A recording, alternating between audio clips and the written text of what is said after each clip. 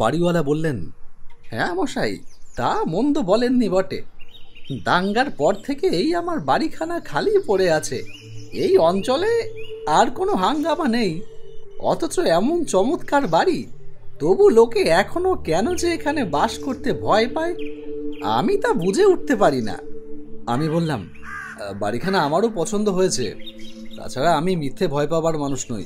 কিন্তু আপনি ভাড়া কত নেবেন? ভাড়া বেশি নয়, আপনি 1,000 মতন দেবেন। আমি এ বাড়ির জন্য আগে 5,000 টাকা ভাড়া পেতুম, কিন্তু একে দিনকাল খারাপ, তার ওপরে বাড়িখানার সুনাম আমি আবার ফিরিয়ে আনতে চাই। তাই আপাতত 3,000 টাকা পেলেও আমি খুশিই হব। আচ্ছা বেশ, 3,000 টাকাই দেব। লক্ষ্য করলাম বাড়িওয়ালা একটা অস্বস্তির নিঃশ্বাস ফেললেন। ভাড়া কম হোক, এই পোড়ো বাড়ির জন্যে অবশেষে একখানা ভাড়াটিয়া যে জুটল, এইটাই বোধহয় তিনি সৌভাগ্য বলে মনে করলেন। বয়স্ক ভদ্রলোকটার চোখ দুটো হঠাৎ এমন উজ্জ্বল হয়ে উঠল যে দেখে মনে হয় যেন জ্বলন্ত। আমার হাতে চাবি গোছা দিয়ে তিনি চলে গেলেন। অথচ কেন জানি না, তাকে দেখে আমার কেমন অস্বস্তি হচ্ছিল, যেন তিনি কোনো ভাবী অমঙ্গলের অগ্রদূত। এতদিন বিহারে ছিল আমার অফিস, এখন হঠাৎ বদলি হয়ে এসেছি কলকাতায়। পরিবারবর্গকে আপাতত বিহারে রেখেই আমার বিহারি অ্যাসিস্ট্যান্ট রাম সহায়কে সঙ্গে নিয়ে এসেছি বাসাবাড়ির খোঁজে। ভাড়াও পেলাম মনের মতন বাড়ি, দিব্যি দোতলা বাড়ি, নিচে 4খানা ও উপরে 2খানা ঘর, তার উপরে আছে রান্না আর ভাড়ার ঘর। সংসারে মানুষ বলতে আমি আর আমার স্ত্রী, সুতরাং এই বাড়িতেই আমাদের বেশ কুলিয়ে যাবে। গেলবারের সাম্প্রদায়িক দাঙ্গা হাঙ্গামা এখানে নাকি চরমে উঠেছিল। এই বাড়িতে যারা বাস করত তাদের মধ্যে কেউ কেউ মারা পড়ে, আবার কেউ কেউ পালিয়ে যায়। আজ পর্যন্ত তারা ফিরে আসেনি। সেই থেকে বাড়িখানা পোড়ো হয়ে আছে। বাড়িটা শহরের উপকণ্ঠে, এর আশেপাশে ছিল কয়েকটা বস্তি। দাঙ্গার সময় মারামারি, লুটতরাজ এবং অগ্নিকাণ্ডের ফলে সেগুলোর অস্তিত্ব লোপ পেতে বসেছে। আজও সেখানে বসতি নেই, দেখা যায় কেবল জনশূন্য ধ্বংসাবশেষ। তাই প্রায় 1/2 মাইল পথ পার না হলে এখানে কোনো প্রতিবেশীর মুখ দেখবার উপায় নেই। কিন্তু সেই জন্য বিশেষ মাথা ঘামালাম না, কারণ আমি নিজে ঘরকুনো মানুষ। আমার পক্ষে প্রতিবেশীরা অনেক সময় বিরক্তিদায়ক। আমার অ্যাসিস্ট্যান্ট রাম সহায় অনেক বিহারির মতো বেশ ভালো বাংলা বলতে পারে, আমি তাকে রাম বলে ডাকি।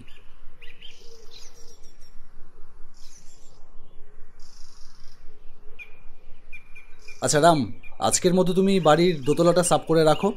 আজই সন্ধ্যার আগে রাত কাটাবার জন্য আমরা জিনিসপত্র নিয়ে আসবো। আচ্ছা স্যার। ভাবতে থাকলাম, বাড়িখানা আমি ভাড়া নিতে রাজি হয়েছিলাম শুনে বাড়িওয়ালার উজ্জ্বল চোখ দুটো অমন আরও বেশি জলজল করে উঠেছিল কেন? তা কি আনন্দে, না আর অন্য কোনো রহস্যময় কারণ আছে? এই প্রশ্নের উত্তর পেলাম সেই রাত্রেই। মালপত্র নিয়ে বাড়িতে এসে যখন উঠলাম তখন সন্ধ্যা হয় হয়। ঠিক করলাম ঘুমানোর জন্যে দক্ষিণের ঘরটাই ঠিক আছে। নির্জন পল্লী, নিরালা সন্ধ্যা, নিস্তব্ধ বাড়ি, নিজেদের পদধ্বনি চারিদিকে প্রতিধ্বনিত করে তুলল, ঠিক যেন আরও কেউ কেউ হেঁটে চলেছে আমাদের সাথে সাথে। অনেক দিনের খাখা করা পোড়ো বাড়ি, এইরকম ভ্রম হওয়াটা স্বাভাবিক। এই মিথ্যে ভয়টা মনের ভেতর থেকে মুছে ফেলবার চেষ্টা করলাম, কিন্তু পারলাম না। বারবার তবু মনে হতে থাকলো, এই বাড়িতে আমরা ছাড়া আরও কাদের অস্তিত্ব আছে। এখনও তারা অদৃশ্য বটে, কিন্তু যে কোনো মুহূর্তে হতে পারে দৃশ্যমান। এমন ধারণারও কোনো অর্থ হয় না। আমি ভীতু নই, ভূত মানি না। ভূতের গল্প শুনেছি, কিন্তু ভূত কখনো দেখিনি, আর দেখব সেই বিশ্বাসও করি না। হয়তো মানুষের মনের ওপরে কাজ করে কোনো কোনো স্থানকালের বিশেষত্ব, অসম্ভবকেও মনে হয় সম্ভব। দক্ষিণের ঘরে ঢুকে পড়লাম এক মুশকিলে। দক্ষিণ দিকের জানালা খুলে দিতে সারাটা শরীর গুলিয়ে উঠল একটা বিশ্রী পচা দুর্গন্ধে। নাকে কাপড় চাপা দিয়ে উকি মারলাম জানলা দিয়ে বাইরে। নিচে রয়েছে পচা জলে ভরা একটা ডোবা, আর তারপরেই খানিকটা জমির ওপরে ভাঙাচোরা লণ্ডভণ্ড জনহীন বস্তি। কোনো জনপ্রাণীর সাড়া নেই। রাম, ওই ডোবায় নিশ্চয়ই কোনো কুকুর বিড়াল মরে পচে রয়েছে। এই দারুণ গরমে দক্ষিণের জানলা বন্ধ করে তো ঘুমোতে পারবো না। চলো পশ্চিম দিকের ঘরেই যাই। তাই চলুন স্যার। পশ্চিমের ঘরে হাওয়া কম হলেও দুর্গন্ধ নেই, কিন্তু অসুবিধায় পড়লাম আর এক কারণে। সুইচ টেপাটেপি করেও আলো জ্বালাতে পারলাম না। ইলেকট্রিকের তার কোথাও কোথাও খারাপ হয়ে গিয়েছে হয়তো। বিরক্ত হয়ে রামকে বললাম, এই তুমি বাজার থেকে মোমবাতি কিনে আনো তো, আজকে রাতটা কোনো রকমে কাটিয়ে দিই, তারপর কাল সকালে উঠে অবস্থা বুঝে ব্যবস্থা করা যাবে। রাতে মোমবাতি নিভিয়ে শুয়ে পড়েছিলাম। ঘুমিয়ে পড়লাম বটে, কিন্তু ঘুমের মধ্যে মনে হচ্ছিল ভেতরে কারা যেন নীরবে আনাগোনা করছে। কতক্ষণ পরে জানি না, আমার ঘুমটা ভেঙে গেল আচমকা। আমার মুখের ওপরে পড়ছে যেন কার উত্তপ্ত নিঃশ্বাস। আমি কি স্বপ্ন দেখছি? কিন্তু পর মুহূর্তেই অনুভব করলাম ঠিক আমার পাশেই শুয়ে আছে আরও একটা জীবন্ত দেহ। নরম লোমশ জীবন্ত দেহ, স্পষ্ট শোনা যাচ্ছে তার শ্বাস প্রশ্বাসের শব্দ, সেই সঙ্গে পেলাম একটা জান্তব গন্ধ। ধর্মর করে উঠে বসে এক লাফে বিছানার বাইরে গিয়ে পড়লাম এবং পর মুহূর্তেই অচম্বিতে দপ করে জ্বলে উঠল ঘরের বৈদ্যুতিক আলো। কিন্তু তখন আলো জ্বালার ব্যাপারটা আমাকে বিস্মিত করলো না, কারণ সবার প্রথমেই আমার চোখ পড়ল বিছানাটার দিকে। কে ওখানে? কি ওখানে শুয়ে আছে? কিন্তু কি আশ্চর্য, বিছানার ওপরে কেউ তো নেই।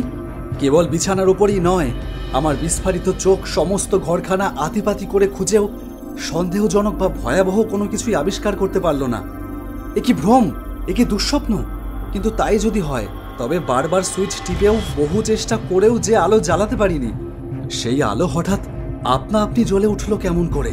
এগিয়ে আবার সুইচ টিপলাম, কিন্তু অনেক চেষ্টা করেও যে আলো জ্বালাতে পারিনি, এখন আবার চেষ্টা করেও তাকে আর নেভাতে পারলাম না। সবই অস্বাভাবিক ব্যাপার। তাড়াতাড়ি দরজা খুলে রামের নাম ধরে চিৎকার করে ডাকলাম, রাম, রাম! সে শুয়েছিল দরজার বাইরে বারান্দার উপরে। আমার চিৎকার শুনে ভিতরে ছুটে গেল হন্তদন্তের মতো। কি হয়েছে দাদা, কি হয়েছে? রাম এতক্ষণ আমার বিছানার ওপরে কে শুয়েছিল, তারপর চেয়ে দেখো, আমার ঘরের আলোটা আপনা আপনি জ্বলে উঠেছে। আমার মুখের দিকে ফ্যালফ্যাল করে তাকিয়ে রাম থ হয়ে দাঁড়িয়ে থাকলো বোবা মূর্তির মতন। সে বেশি ভয় পেয়েছে না বেশি হতভম্ব হয়েছে বোঝা গেল না। আবার বিছানার দিকে তাকাতেই আমার বুকটা ধড়াস করে উঠল। এ আবার কি ব্যাপার? বিছানার চাদরের ওপরে রয়েছে কতগুলো কাদা মাখা পায়ের চিহ্ন, দেখতে অনেকটা বিড়ালের থাবার মতো, কিন্তু সেগুলো বিড়ালের থাবার থেকে অনেকটা বড়।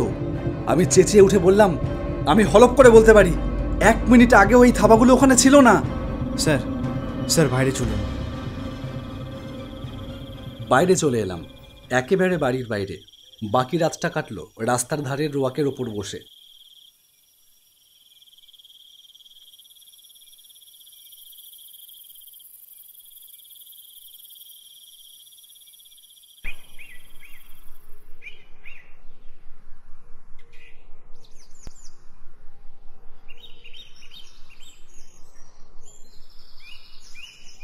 সকালে বাড়িওয়ালার সঙ্গে দেখা, সব কথা তাকে খুলে বললাম।